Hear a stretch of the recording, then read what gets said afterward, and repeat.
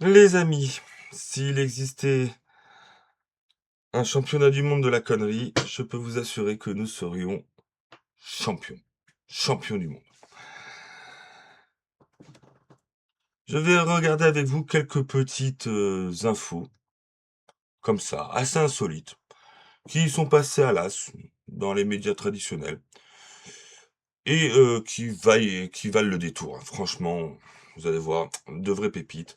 Alors, n'hésitez pas, asseyez-vous et, et on va attaquer cela tout de suite. Donc on va commencer par cette petite info du canard enchaîné, qui a 2 petits jours. Donc, selon le canard enchaîné, la préfecture de police de Paris aurait mobilisé une commissaire divisionnaire, la chef de cabinet du préfet et une demi-douzaine de fonctionnaires pendant plusieurs semaines pour concevoir un slip de bain VIP destiné à Marc Guillaume.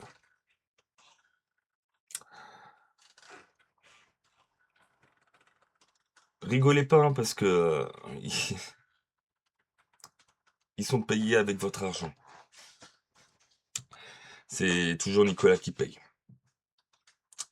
Mais là, franchement, je dois dire quand même que quand j'ai lu ça, je suis resté un peu sur le cul. Apparemment, à la préfecture de police de Paris, ils ont rien d'autre à foutre. Apparemment. Mais bon, quand même, mobiliser une commissaire divisionnaire, plus la chef de cabinet du préfet, plus une demi-douzaine de fonctionnaires, pour créer un magnifique slip de bain aux couleurs de la préfecture de Paris. Alors, vous allez voir, je vais vous le mettre en grand écran, il est magnifique. Donc, vous avez le joli petit logo Paris 2024, le, le magnifique badge de la préfecture de police de la ville de Paris. Et moi, ce que j'aime surtout, c'est ces petites noisettes, hein. Comme ça, au moins, on sait ce qu'il doit contenir. Énorme, énorme. Donc, ancien secrétaire, donc Marc Guillaume, ancien secrétaire général du gouvernement sous Macron. Comme c'est bizarre. Tout juste nommé vice-président du Conseil d'État. Comme c'est encore plus bizarre, dis donc. Sans déconner. Hein, donc, on a Richard Ferrand, Conseil constitutionnel. Amélie de Montchalin, je crois que c'est à la Banque de France ou un truc comme ça. On a Marc Guillaume, vice-président du Conseil d'État. Comme c'est bizarre. Donc il a reçu ce cadeau encadré la veille de sa prise de fonction. Voilà. Comme je vous disais, c'est vrai qu'à la préfecture de Paris, apparemment, ils doivent se faire chier pour mobiliser des fonctionnaires pour concevoir un, un slip de bain VIP pour ce monsieur. Voilà. Ouais, il peut faire son salut, hein. Personnellement, je lui dirais bien de se le mettre ailleurs. Mais je vais rester poli. Voilà, voilà. Donc ça, c'était la première petite info, la petite actu, je dirais vraiment insolite. Et silence radio sur tous les médias mainstream, hein. C'est vraiment passé à l'as. Une info dont on a un peu plus entendu parler, c'est celle du refus du gouvernement. Alors, on sait que ça vient des hautes sphères du gouvernement. Le refus de 100 millions d'euros privés proposé par Nicolas de Villiers pour restaurer le château de Chambord, en s'inspirant du modèle qui avait fait ses preuves, donc le Puy du Fou, et qui fait ses preuves même ailleurs, hein, parce que là, en ce moment, d'après ce que j'ai suivi un peu du Puy du Fou, ils sont en train d'ouvrir des parcs un peu partout dans le monde, tellement ça marche. À savoir surtout que le château de Chambord, il est en train de tomber en ruine, qu'il manque 30 millions, je crois, pour le restaurer. C'est quand même l'un de nos plus beaux joyaux nationaux. Euh, Après, quand on se dit que il y a eu près de 8 milliards d'euros qui partent pour euh, le ministère de la Culture, mais que sur ces 8 milliards, il y en a 4 milliards qui partent pour l'audiovisuel et le cinéma français, hein, et surtout vu les bouses qui nous pondent depuis quelque temps, ouais, on peut légitimement quand même avoir les boules. Moi, je préférerais qu'ils foutent 100 millions là-dedans plutôt que 100 millions dans un film de merde. Bref, pareil, hein, ça montre l'état de déliquescence de notre beau pays, malheureusement. Et ça montre surtout les bourricots que nous avons aux commandes. On va passer alors là sur une autre actu. Pareil, hein, on en a entendu un petit peu parler, mais pas trop. Hein, faut pas trop en parler de celle-là. C'est une info du JDD qui nous dit que des ordinateurs de la DGSE et des plans de commissariat ont été dérobés. Oui, non, non, vous avez bien compris. Des ordinateurs de la DGSE. Euh, Ce qui peut nous faire réfléchir sur l'état de sécurité du pays quand même, hein. Donc c'est une info JDD, on va relire l'article ensemble. Hop, je vais le mettre en grand écran. Donc info JDD. Paris. Des ordinateurs de la DGSE et des plans de commissariat dérobés. Une entreprise privée travaillant avec les autorités a été cambriolée par un inconnu. Selon nos informations, des données sensibles sur les commissariats parisiens et les accès aux caméras de vidéosurveillance de la capitale ont été volés. Un vol par effraction a été commis jeudi matin dans le garage d'une société d'ingénierie de sûreté implantée dans le 19e arrondissement de Paris. Les policiers locaux ont été alertés en début d'après-midi de l'effraction. Selon nos informations, les images de vidéosurveillance du garage ont permis aux enquêteurs de filmer clairement l'auteur. Donc ils ont déjà sa tronche quand même, hein. En pleine action, à 10h27. Donc ça s'est passé à 10h27. Et la police, les policiers locaux ont été avertis en début d'après-midi.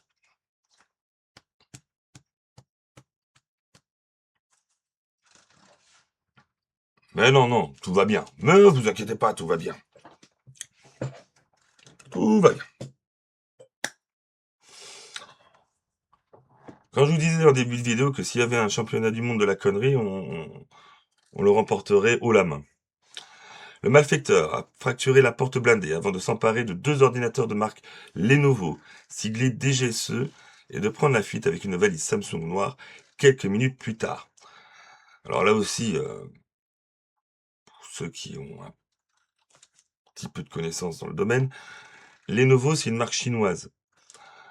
Donc rien que là déjà, on pourrait se poser des questions euh, sur la sécurité des données et leur probable fuite vers la Chine, hein. Surtout que il est quand même de notoriété publique que les Chinois sont quand même euh, champions dans ce domaine. Des données cryptées de la ville de Paris, la société victime OISL Consulting propose du matériel vidéo aux polices municipales d'Île-de-France. Les ordinateurs dérobés contenaient des données sensibles portant sur les plans de commissariat ainsi que sur les caméras de vidéosurveillance de la ville de Paris. Des informations cryptées qui soulèvent des questions quant au protocole de sécurité appliqué au stockage de ces données institutionnelles. Alors,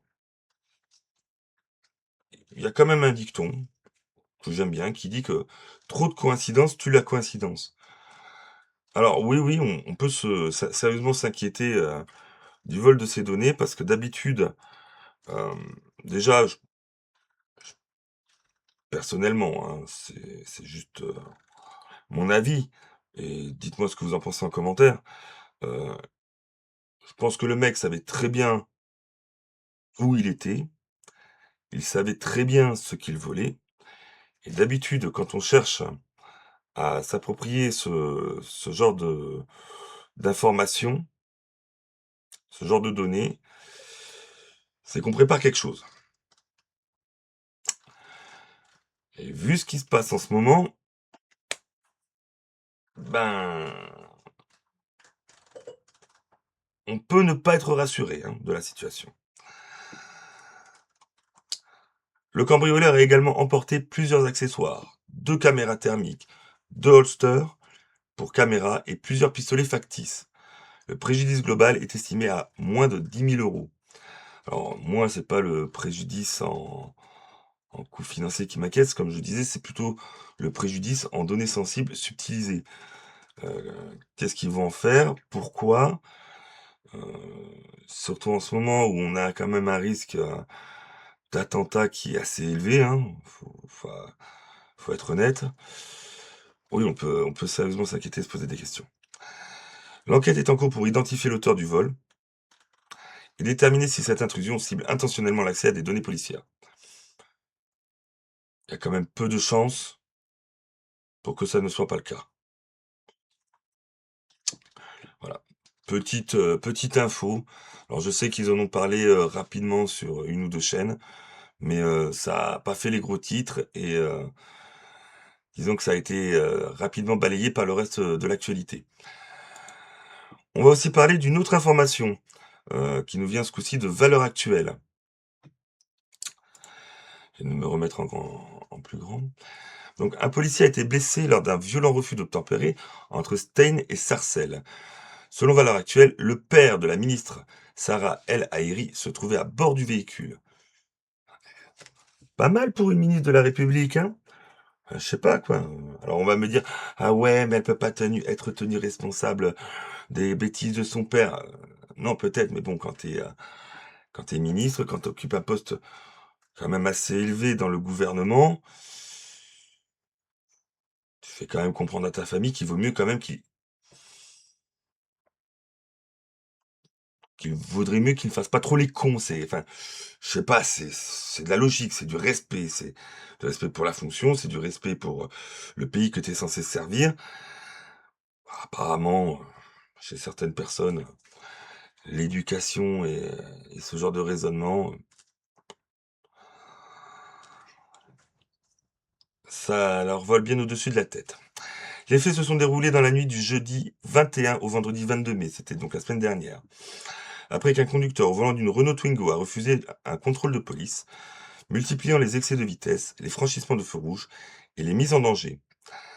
Pris en chasse par plusieurs équipages de police, le chauffard a percuté 2 véhicules de police. Lors du second choc, un policier a été blessé au genou après que la portière de son véhicule a été violemment arrachée par l'impact. Je vais essayer de vous mettre la photo.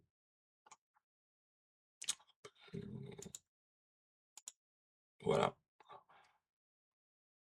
Pas mal, hein, quand même, hein. Il devait pas rouler vite, hein. Il devait pas rouler vite, le gars. Le fonctionnaire a été transporté à la clinique de l'Estrée à Stein. Le conducteur a finalement été interpellé. Il roulait sans permis et sous l'emprise de l'alcool. Donc toi, tu es père d'une ministre de la République, tu trouves rien d'autre à faire que de monter en voiture avec un délinquant, parce que c'est un délinquant, il n'a pas de permis, et bourré. Je sais pas, c'est logique. Le mec, il a pas de permis, il est bourré, tu montes avec lui. Tu sais que ta fille est ministre de la République, t'en as rien à foutre. Mais ça montre en même temps le respect qu'il y a envers le pays, envers les institutions magistrales. Le passager du véhicule serait le père de la ministre déléguée chargée à l'enfance, de la jeunesse et des familles. On comprend maintenant les défaillances dans l'éducation, enfin, dans l'éducation nationale. Donc, la ministre Sarah El Haïry. Donc, je sais pas si vous en avez entendu parler. Moi, honnêtement, je l'ai vu passer nulle part à la télé ou sur les chaînes info. Mais pas mal, hein. Là, je dis chapeau bas. Ça montre, là encore une fois, ça montre vraiment la déliquescence de notre pays, de notre société. C'est hallucinant. Et enfin, on va terminer sur une petite note, on va dire un peu plus fruitée. On va parler du couple Macron, hein, de Chybrit et de Manu Manu. Le couple Macron a subi un revers retentissant en cour d'appel face à pardon, à Natacha Ray. Pour ceux qui n'avaient pas suivi l'histoire, Natacha Ray, c'est la journaliste qui a révélé que Chybrit n'était peut-être pas Chybrit et qui a subi une omerta.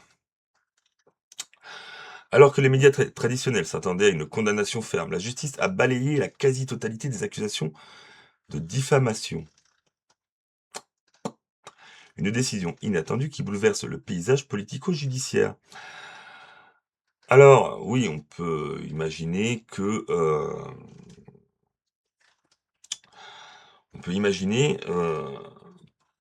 c'était des juges rouges ou des juges qui n'apprécient pas trop Manu Manu. Mais c'est surtout que là, ça crée un précédent. Parce que du coup, puisque elle a été innocentée pour les accusations de diffamation, cela veut peut-être dire que elle a peut-être pas tout à fait tort. Donc ça relance encore une fois la polémique sur l'affaire Chibrit-Jean Mimi. Mais il y a encore une autre chose à savoir, c'est que le 7 juin prochain euh, va avoir lieu un autre procès qui les concerne, mais ce coup-ci avec Candace Owen. Et du coup, quand on apprend ça, eh ben on se dit que ça promet pour la suite, hein. Sérieusement. Alors, peut-être que dans quelques semaines, nous en apprendrons davantage. Qui sait? En tout cas, dites-moi ce que vous en pensez dans les commentaires. Euh, Mettez un pouce si vous avez aimé la vidéo.